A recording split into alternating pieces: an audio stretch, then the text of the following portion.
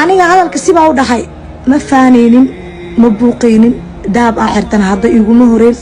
aroosaan tago weligay bukuma tegin aroos kasta dahab baa xirtaa inta aniga dahab xirto ay gabdhaha islaamka ay shaqaysto ama aan shaqaysanina ay dahab ka xirtaan laakiin waxaan ahaa marka hadlayay gabadha arooskeeda kama hadlin waxa bulshada meesha ka dhacday ma ka hadlin videoga haddana anigii soo duubay ila qurux badnaa waan iska saaray because waxaan arkay dadkii oo xumaan u qaadanaya anigana waxaan ka hadlay waxay ahayd only ina dhaho like maanta waa badbaadna alxamdulillah sababtay tahay dad tuuga ah ayaa imaaday rabeen inay gabadha habeenkeeda ka qasaan waxaan u socdeen bas way anaga noola invite gareen way like way noola casuumi way qasab miya anigana waxaan dhahay ilaahay baa na badbaadiyay